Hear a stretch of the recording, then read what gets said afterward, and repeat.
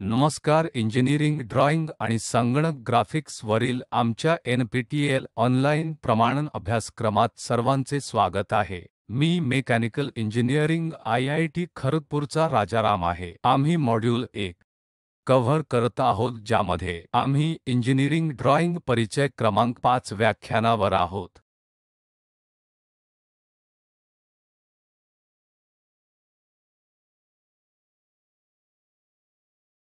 आमच्या अभ्यासक्रमाची पाठ्यपुस्तके ND भट्ट आणि इतर.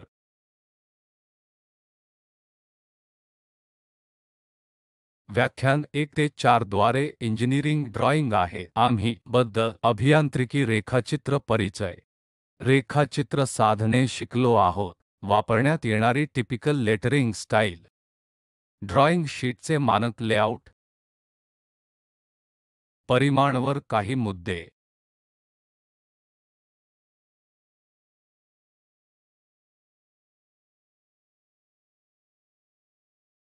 आजच्या व्याख्यान मध्ये आपण परिमाण बद्दल आणखी काही गोष्टी शिकणार आहोत. विशेष विषय वर, जसे की हे आर्क्स आहेत, वर्तुळे, वक्र, समांतर प्रकारची मिती कशी द्यायची आणि इतर अनेक गोष्टी.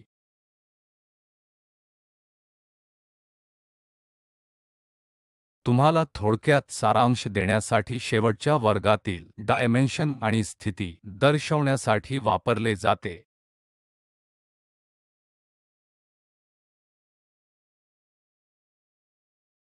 आणि परिमाण हे योग्य एककांमध्ये व्यक्त केलेले संख्यात्मक मूल्य आहे. आमच्या मेट्रिक युनिटमध्ये आम्ही मिमी संख्यात्मक मूल्य म्हणून डायमेन्शन वापरतो, आणि हे उत्पादन सुविधेतील मशिनिस्टशी मुख्य संवाद आहे. आपण लिनियर डायमेन्शन बद्दल काहीतरी शिकलो. त्रिज्या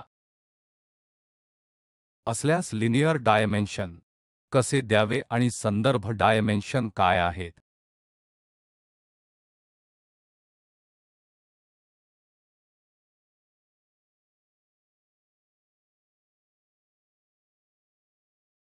प्रथम एक ते या आकाराच्या ऑब्जेक्ट साठी येथे अंकीय डायमेन्शन च्या संदर्भात तुम्हाला पुन्हा सारांशित करतो. हे आपण 1.75 मूलभूत परिमाण म्हणून दाखवले आहे, आणि लाईनचे प्रतिनिधित्व करण्यासाठी एक डायमेन्शन लाईन आहे. जर ते किमान 10 मिमी असेल तरच आम्ही ते त्या बाजूला दाखवू. जर ते पेक्षा कमी असेल तर आपण सारखे दुसरे डायमेन्शन वापरतो. जर हे कोणतेही परिमाण दर्शवण्यासाठी आम्हाला एक्सटेन्शन लाईन आवश्यक आहेत, आणि कोणतेही वक्र असल्यास आम्ही त्रिज्या लाईनने दर्शवतो, आणि ते व्यास किंवा त्रिज्या सारखे काहीतरी दर्शवण्यासाठी या त्रिज्यासाठी लाईन एक्सटेन्शन, ज्याला आपण लीडर लाईन म्हणतो. कोणत्याही व्यासासाठी आम्ही विशेष सिम्बल फाय वापरतो. केंद्र सारखे काहीतरी दर्शवण्यासाठी आम्ही सेंटर लाईन, बाय डॅश, लहान डॅश आणि लांब डॅश लाईन वापरतो. जर ते अप टू स्केल नसेल तर सहसा आम्ही त्या परिमाणांचे प्रतिनिधित्व करतो. कोणत्याही संदर्भात आम्ही पॅरेंथेसिस संदर्भ परिमाण वापरतो.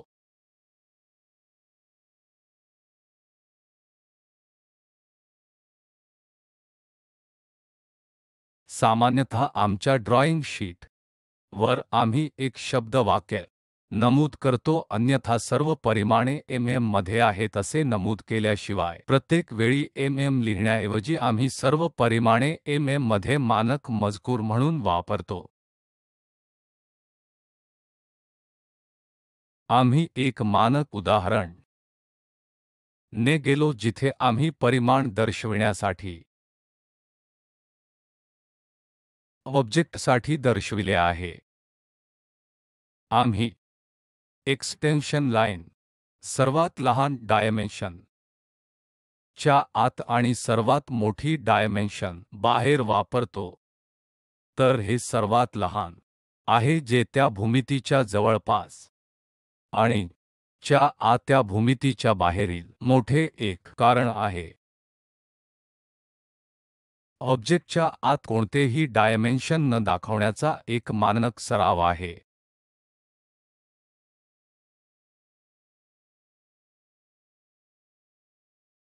त्याचप्रमाणे जर या सिलेंड्रिकल ऑब्जेक्ट असतील तर आपण च्या पुढे गेलो आणि सिम्बल फायद्वारे ऑब्जेक्ट च्या बाहेर प्रमुख व्यास दाखवले, तर येथे एक सिलेंडर, एक पायरी, एक आणि पुन्हा आपल्याकडे एक पायरी आहे. तर आतील सर्वात लहान परिमाणे आणि बाहेरील सर्वात मोठे परिमाण आम्ही ऑब्जेक्टच्या आत काहीही दर्शवू शकत नाही. डायमेन्शन दर्शविण्याचा चुकीचा मार्ग आहे.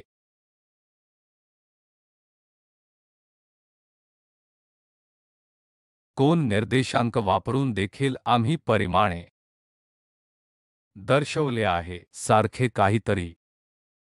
जर कोऑर्डिनेट सिस्टम या 2.5 च्या संदर्भात इनक्लाइंड ऑब्जेक्ट असेल आणि हा एक्स्ट्रीम पॉइंट पुन्हा आपल्या एक्सटेन्शन लाइन द्वारे 4 युनिट्सवर आणि त्याचप्रमाणे विस्तार लाईनद्वारे हा पॉइंट वापरून हा पॉइंट खरोखर 1 युनिट सारखे काहीतरी दर्शवू शकतो. तर एकदा आपल्याला हे बिंदू लांबीच्या संदर्भात कळले की या ओळीत कुठे सामील व्हायचे हे आपल्याला माहित आहे, अशा प्रकारे या इनक्लाइंड लाइन खरोखर तयार करू शकतात.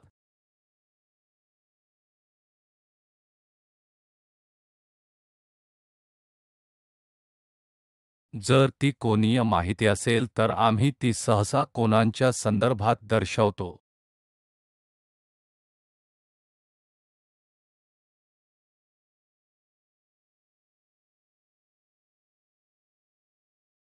या अखंड लाईन वापरून आम्ही चेम्फरिंग लेन्स चा समावेश करत असलेले कोणतेही कॅनव्हर्स चे प्रतिनिधित्व करतो. लक्षात ठेवा की डायमेन्शन बाहेर आहे कारण अंतर खूप लहान आहे, त्यामुळे हे चुकीचे आहे अशा प्रकारे दाखवणे ही चांगली कल्पना नाही. हे आपल्याला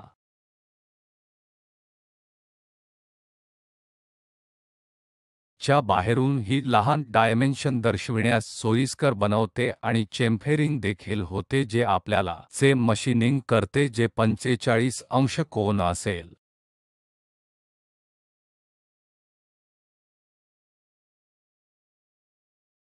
जर ते सिंगल पोझिशन्स वर चाप असतील तर आपण सामान्यत हा चाप असतो आणि डायमेन्शन लाइन लीडर लाइन वापरून आपण त्रिज्या युनिट्ससाठी 6 आर युनिट्स दर्शवण्यासाठी एका भागामध्ये असू. त्याचप्रमाणे या आर्कसारखे काहीतरी तेथे आहे आणि येथून आपण तो चाप मोजणार आहोत, परंतु लीडर लाइन्स वापरून आपण लहान युनिट्सचे प्रतिनिधित्व करण्यासाठी एक भाग बनवू. आम्ही सहसा ते ऑब्जेक्टच्या आत दाखवतो.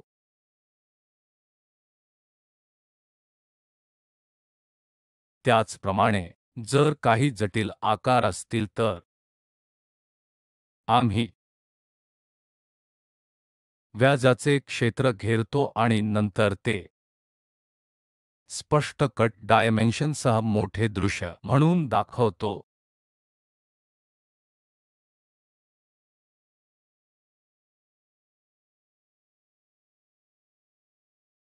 मग आम्ही या ड्रॉइंग रेखांकनाचे वेगवेगळे नियम पाहण्याचा प्रयत्न केला आहे. त्यापैकी काही आकाराच्या स्थितीबद्दल त्यांचे प्रतिनिधित्व कसे करायचे आणि उदाहरणार्थ काही व्यास असल्यास त्यांचे प्रतिनिधित्व कसे करावे. तर येथे आकार एस सिम्बल आणि पोझिशन्स स्थान दर्शविते म्हणून आपण ते एल ने दर्शवितो. हा आकार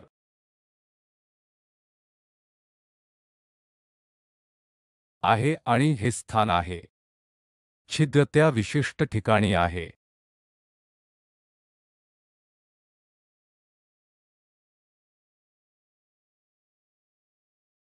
आता आपण परिमाणच्या विशेष मुद्द्यांवर येऊ.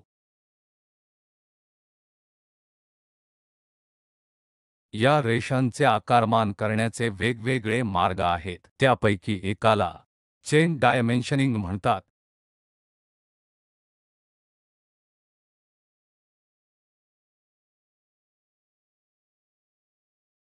ते वापरले जाते जेव्हा प्रत्येक एकल डायमेन्शन थेट पुढील संलग्न कोणत्याही अंतराशिवाय ठेवला जातो.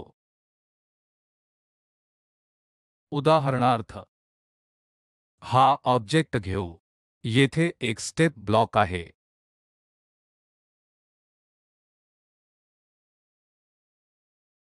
यात काही छिद्रे देखील आहेत.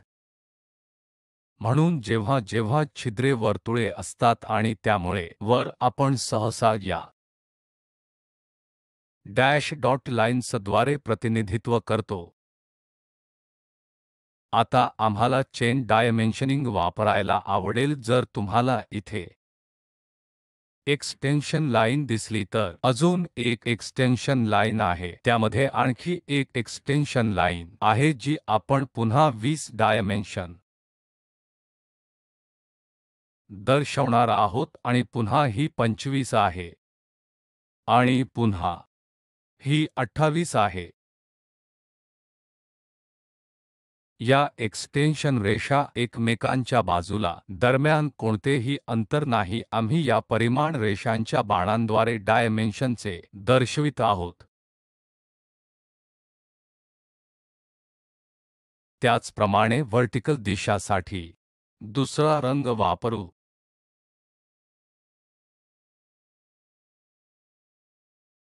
या एक्सटेन्शन रेषा आहेत आणि त्या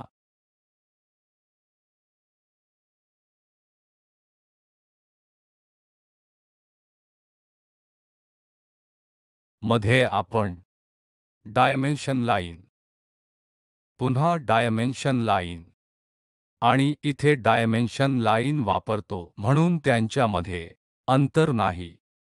जर आपण समान पातळीवर दाखवत असाल तर हा प्रकार एकमेकांच्या पुढे समान पातळीवर अशा प्रकारच्या गोष्टी ज्याला आपण चेन डायमेन्शनिंग म्हणतो. ही पद्धत आपण फक्त वापरू शकतो जर टॉलरन्स अक्युमुलेशन भागाच्या फंक्शनवर परिणाम करणार नाही.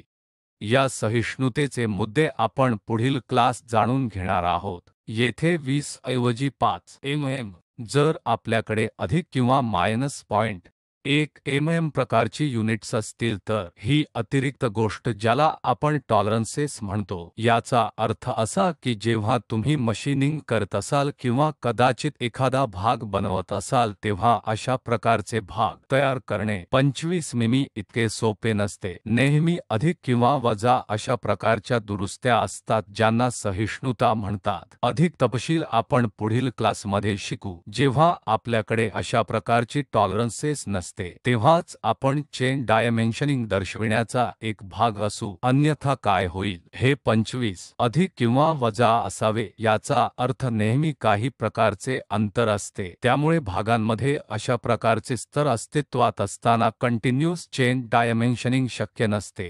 ते विनाकारण यंत्रचालकाला गोंधळात टाकते. म्हणून जेव्हा अशी सहनशीलता संचय करणे शक्य नसते तेव्हाच आम्ही चेन डायमेन्शनिंग वापरतो. जर ते नसेल तर केवळ आपण चेन डायमेन्शनने जावे ही अशी सततची गोष्ट आहे.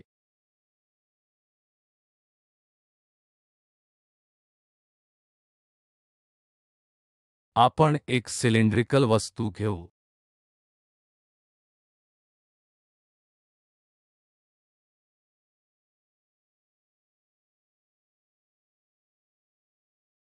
हे येथे चेन डायमेन्शन दर्शविते त्याऐवजी आपण समांतर परिमाण घेऊ. म्हणून नेहमी संदर्भ आधार असतो. आपण हायलाइटरद्वारे पाहूया. हा संदर्भ आधार आहे. त्या संदर्भ बेस आमच्याकडे अशा प्रकारचे डायमेन्शन 15 युनिट्स असणार आहेत. त्याचप्रमाणे त्या संदर्भाच्या बेस पासून हे 30 युनिट्स आहेत. त्याचप्रमाणे या संदर्भ बेस पासून आमच्याकडे 45 युनिट्स आहेत. म्हणून या संदर्भासह किती लेंथपर्यंत, कोणत्या लेंथपर्यंत, कोणत्या लांबीपर्यंत दर्शवणे सोपे आहे. अशा प्रकारची गोष्ट विशेषतः जर आपण ती दाखवत आहोत. जर आपण हे दाखवत आहोत, हे एक याकडे पहा, हे एकमेकांशी समांतर आहेत. अशा प्रकारची परिमाणे ज्याला आपण समांतर परिमाण म्हणतो. जेव्हा सामान्य वैशिष्ट्यावरून परिमाणांची संख्या एकाच दिशेने मोजली जाते तेव्हा सामान्य वैशिष्ट्य हे आहे. तो भागाचा पृष्ठभाग असेल तर त्याच वैशिष्ट्यातून सर्व परिमाणे दर्शविण्याच्या पद्धतीला समांतर परिमाण म्हणतात. लक्षात घ्या की डायमेन्शन रेषा एकमेकांना समांतर आहेत आणि तितक्याच अंतरावर हे अंतर एक आणि समान असेल. अशा प्रकारच्या परिमाणांना समांतर परिमाण म्हणतात.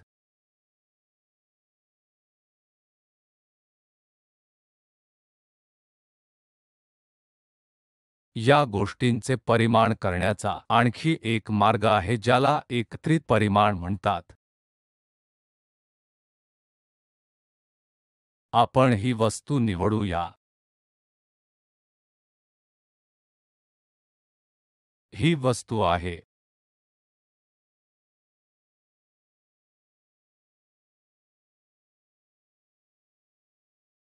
या एक्सटेन्शन लाईन आहेत. ही एक विस्तार रेखा आहे. ही एक एक्सटेन्शन लाईन आहे. आता आपण लक्षात घेऊया की ही डायमेन्शन लाईन या एक्सटेन्शन लाईनसाठी त्या कमानाकडे, या एक्सटेन्शन लाईन पासून ते या एक्सटेन्शन लाईन मधून याकडे दर्शविते. तर हे समांतर आहेत. हे एक प्रकारचे चेन डायमेन्शनिंग आहेत. जर तुम्ही 20 व 15 किंवा एकमेकांच्या पुढे नसाल आणि एक कंटिन्यूअस चेन डायमेन्शनिंग असेल. आपण इतरांकडे पाहूया. हे याकडे आणि हे याकडे. जेव्हा आपण पाहत असतो तेव्हा हे 8 आणि हे 8 त्याच्या समांतर असतात. तर आपल्याकडे या 8 भागांसाठी दोन्ही समांतर आहेत. समांतर परिमाण आणि या 20 साखळी प्रकारच्या भागासाठी दोन्ही समान ड्रॉइंग समाविष्ट आहेत. अशा प्रकारच्या गोष्टींना एकत्रित परिमाण म्हणतात. कधीकधी त्या उद्देशाने आपण वापरत असलेल्या साखळी आणि समांतर परिमाण एकत्र करणे आवश्यक आहे.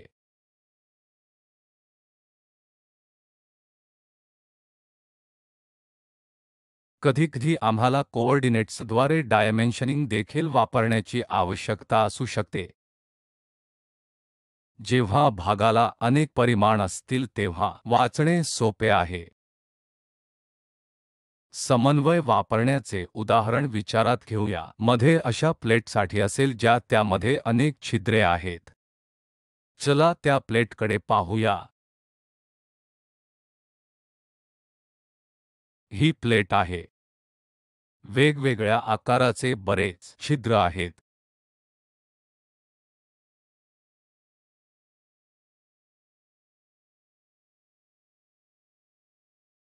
आता जर एखाद्याला परिमाण दर्शविणे सुरू करायचे असेल तर ते थोडे अनाही होते. ते अतिशय अनाडी होते, तर त्या वस्तूभोवती हे सर्व परिमाण खरोखर दर्शविण्याची चांगली कल्पना नाही. त्याऐवजी गोष्टी सारणी बनवणे ही एक सामान्य प्रथा आहे. नावे साठी या छिद्राला एक. जेव्हा जेव्हा तेथे छिद्र असते तेव्हा आपल्याकडे नेहमी विचित्र प्रकारच्या लाईन्स असतात. आपण पाहतो की हा dash dash dash dash dash dash dash dash dash की एक छिद्र आहे. आयताकृती प्लेटद्वारे छिद्र पाडण्यासारखे आहे. येथे आपल्याकडे 1 2 3 4 कदाचित 5 6 आणि 11 ची वेगवेगळी छिद्रे येथे अशी आहेत. या बॉक्ससाठी एकूण 11 छिद्रे आहेत. म्हणून जेव्हा आम्हाला या आयत प्लेटचे प्रतिनिधित्व करण्यास रस नसतो, परंतु छिद्र आणि त्यांचे स्थान सहसा आपण या प्रकारच्या टॅगिंगसह जाऊ. तुम्ही फक्त नाव द्या. 1 2 3 प्रकारची नावे टॅग करा ज्याला आपण म्हणतो आणि त्याचा X त्याचे Y समन्वय साधतो. तर X साठी Y साठी 1 1 साठी ते 15 एककांवर आहे आणि ते 25 एककांवर आहे. कदाचित X दिशेने येथे आपल्याला X दिशा माहित आहे, ती X दिशा 15 एकांमध्ये Y दिशा आहे. तर जर आपल्याला दिसत असेल तर हे 15 युनिट्स आहे आणि जर आपण ते पाहत आहोत तर हे 25 युनिट्स आहे. याप्रमाणे आपण हे 15 आणि 25 समजतो. त्या छिद्राचे सेंटर त्या 15 आणि 25 युनिट्सवर आहे आणि आकार मुळात व्यास आहे जे आपण सहसा असे दर्शवतो, हा संपूर्ण व्यास. जर आपण लीडर लाईनद्वारे दर्शविणार आहोत 5-10 युनिट्स, त्याचप्रमाणे 2-2 सारख्या इतर छिद्रांसाठी हा 1 आहे. पुन्हा 15 युनिट्स आहे. हे X डायमेन्शन 15 असण्याचे कारण आहे आणि ते Y दिशेने जास्त अंतरावर आहे. तर दुसऱ्या छिद्रासाठी 65 तसेच आणि व्यास हा 10 आहे. आपण मोठे 8 पाहू. तर आपण या छिद्र ची परिमाणे पाहू आणि समजू की हा भाग 8 आहे. हा छिद्र आहे ज्यामध्ये डॅश डॉट रेषा आहेत. हे 60 युनिट्स X दिशेने 50 युनिट्स व्हर्टिकल दिशाने आहे 50. मला माफ करा, हे येथे 50 युनिट्स आहे आणि त्याचा व्यास 15 युनिट्स आहे. जर आपण व्यासाने दाखवत आहोत त्याचप्रमाणे येथे 11वा भाग घेऊ. क्षैतिज दिशाने ते 90 युनिट्सवर आहे आणि हे 20 युनिट्सवर आहे. त्यामुळे हे सर्व डायमेन्शन दाखवण्याऐवजी जे थोडे अस्ताव्यस्त होतात, सहसा आपण टॅग टेबलसह जातो. या प्रकारच्या गोष्टीला निर्देशांकांद्वारे परिमाण म्हणतात.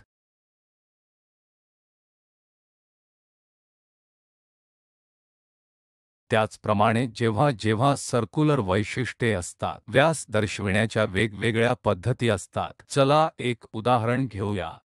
प्रथम गोष्ट म्हणजे सर्कल. जर सर्कल असेल तर ते त्रिज्या ऐवजी व्यास देऊन डायमेन्शन असावे. केवळ आर्क्ससाठी आपण कोणत्याही प्रकारच्या सर्कलसाठी त्रिज्या वापरतो, आपल्याला व्यासाच्या परिमाण जावे लागते. चला हे सर्कल निवडूया. हे अंतर मोठे असल्यामुळे ते बाण ए लीडर लाईन सह फाय 30 मध्ये दाखवू शकते. सामान्यतः या लीडर लाईन्स आपण क्षैतिज ठेवतो. हा मार्ग आहे आणि त्याच्या पुढे आपण दर्शवतो फाय सिम्बॉल डायमीटर दर्शवितो आणि परिमाण हा गोष्टी दर्शविण्याचा एक मार्ग आहे. आपण इतर परिमाणे पाहू. उदाहरणार्थ हे आणखी एक सर्कल आहे.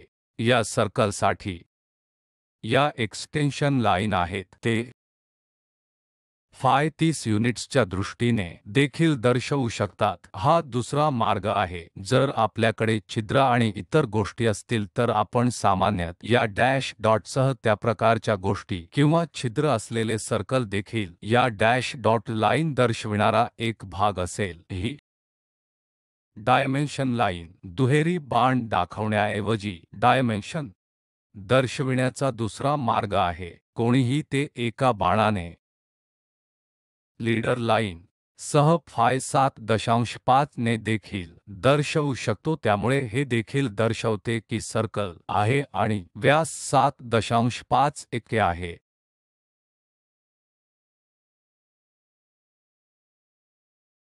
सर्क्युलर वैशिष्ट्ये आहेत जे आम्ही सहसा पाहतो की ते असे काहीतरी असेल. एक सर्कल प्लॅनर गोष्ट आपण व्यास फाय द्वारे प्रतिनिधित्व करतो. काही वेळा आपल्याला हंपचे प्रकार दिसतात. वक्र सर्क्युलर त्रिज्या वक्र अशा प्रकारची गोष्ट आपण केवळ प्रतिनिधित्व करतो कारण सर्कल नाही फक्त एक हंप आहे आणि त्याची त्रिज्या आहे. त्यामुळे कदाचित हे सेंटर आहे तिथून ते R5 युनिट्स असू शकतात. म्हणून ऑब्जेक्ट मधील परिमाणांमध्ये दर्शविण्याऐवजी आपण ते सामान्यतः अशा प्रकारे दाखवतो. या प्रकारच्या वक्र साठी ते केंद्र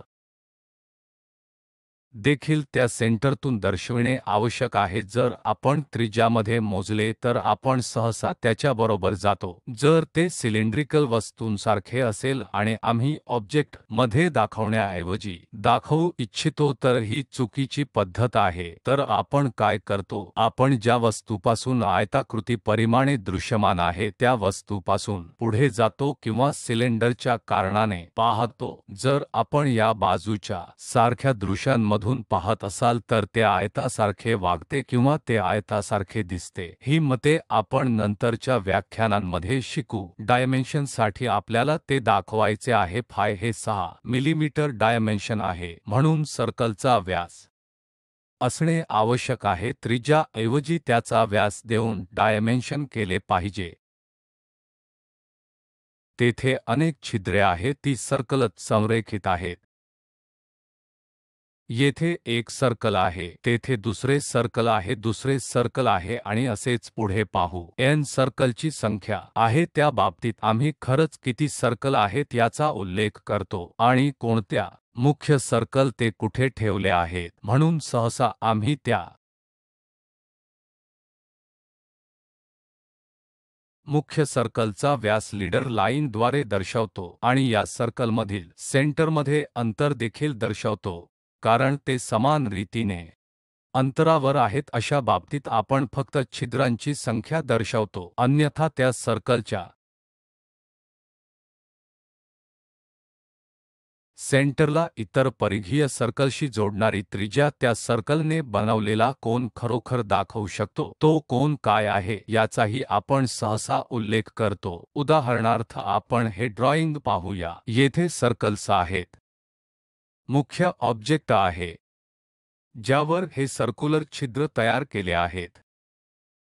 जेव्हा ही छिद्रे असतात तेव्हा ए डॅश डॉट प्रकारच्या लाईनद्वारे हे दर्शविणे आपल्यासाठी सामान्य पद्धत आहे आणि ते या सर्कल भोवती ठेवलेले आहेत. म्हणून पुन्हा डॅश डॉट प्रकारचा वक्र आम्ही दाखवला आहे.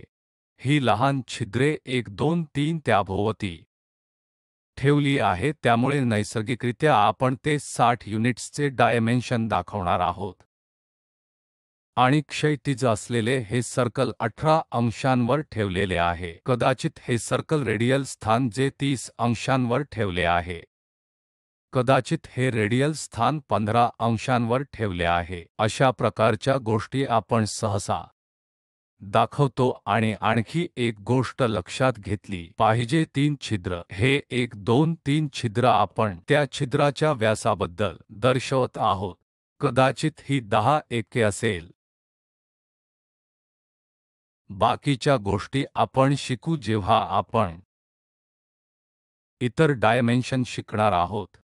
त्याचप्रमाणे जेव्हा जेव्हा या चाप साठी चाप असतो तेव्हा आपण त्यास त्रिज्या आणि सेंटर दर्शवतो. त्याचप्रमाणे या सर्कलचे केंद्र आहे. उदाहरणार्थ या सेंटरपासून हा आणखी एक चाप आहे. जर हे मोजमाप 10 युनिट्स चे आहे आणि सिम्बल R आहे कारण आपण ऑब्जेक्टच्या आत वापरत नाही म्हणून आम्ही सहसा दाखवतो की लीडर लाईन मधून बाहेरून त्रिज्या 10 युनिट्ससह आणि त्या चापच्या सेंटरमध्ये हे 10 प्लस चिन्ह आहे. त्याचप्रमाणे बाह्य प्रकारचे वक्र आहेत. येथून चाप सेंटर कुठेतरी आत नाही तर कुठे बाहेर आहे. तर त्या संदर्भात आपण 46 युनिट्स दाखवतो. ही त्रिज्या या सेंटरतून बनवली आहे.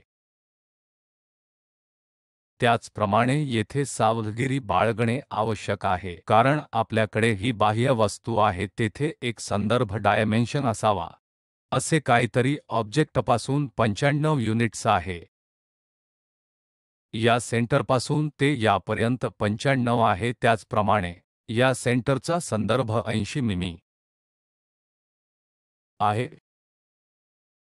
हा मार्ग आपण दाखवतो. आजच्या वर्गात आपण या विशेष परिमाणे बद्दल शिकलो आहोत. वस्तूंच्या आकारमानासाठी पुढील क्लासमध्ये आपण सहनशीलता बद्दल अधिक जाणून घेऊ. खूप खूप धन्यवाद.